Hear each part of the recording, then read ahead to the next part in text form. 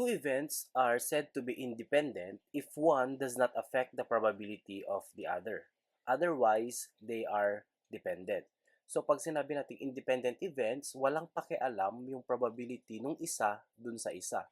Pero pag dependent, maapektuhan yung probability ng isa nung isa pang event. For each pair, determine whether the events are dependent or independent. So rolling a 4 on a die and getting heads on a coin flip. So ito ay independent events. Kasi wala namang pakialam yung pag-roll mo sa die sa probability ng pagkuha mo ng heads dun sa flipping a coin. Number 2, rolling a 3 on the first die and rolling a 5 on the second die. Again, these are independent events kasi wala namang pakialam yung pagkuha mo ng 3 pag niroll mo yung first die doon sa pagkuha mo ng 5 doon sa second die. Number 3, selecting a student from class A and selecting a student from class B. Again, independent events ito kasi walang connection yung probabilities nung dalawang events. Next, drawing a red ball and then a blue ball from a bag without replacement. Without replacement means kapag nakuha mo na yung isa, hindi mo na siya ibabalik. So here we have dependent events. Kasi nung kinuha mo yung red ball, nabawasan na ng isa. So mag-iiba na yung probability kapag kinuha mo na yung blue ball. For number 2, drawing a heart and then a spade from a deck of cards without replacement. So again, dependent events ito kasi kapag kinuha mo na yung heart, so hindi mo na siya ibabalik, okay, mababawasan na yung number of cards and then saka ka pipili ng spade. So for independent tsaka dependent events, we have different formulas in finding the probability. So for independent events, the probability of A and B occurring is equal to probability of A times the probability of B. So for example, what is the probability of rolling a 3 on a fair 6-sided die and getting heads when flipping a coin?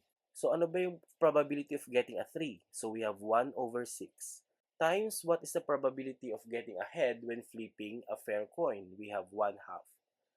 So the answer is 1 over 12. For number 2, what is the probability of drawing a king from a standard deck of 52 cards and rolling an even number on a fair 6-sided die? So, yung probability natin of getting a king is, meron tayong 4 na king over 52 times getting an even number. So, we have 2, 4, 6, tatlo yun, over 6. So, we now have 12 over 3, 1, 2, or that is 1 over 26. In a group where 4 out of 20 students prefer mathematics, what is the probability of selecting a student who prefers mathematics and tossing a coin to get tails? So here we have 4 over 20 times 1/2. So we have 4 over 40, or that is 1 over 10. For dependent events, here is the formula. The probability of A and B is equal to the probability of A times the probability of B occurring given that event A has already occurred.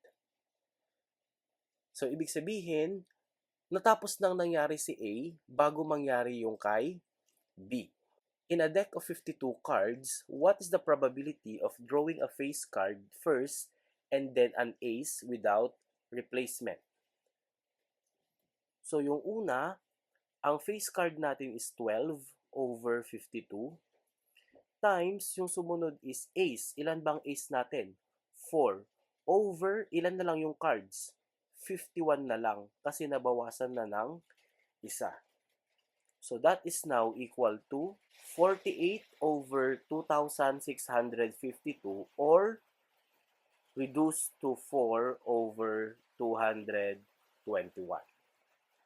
For number 2, in a bag containing 5 red balls and 7 yellow balls, what is the probability of drawing a yellow ball first, then a red ball without replacement? For number 2, in a bag containing 5 red balls and 7 yellow balls, what is the probability of drawing a yellow ball first, then a red ball without replacement?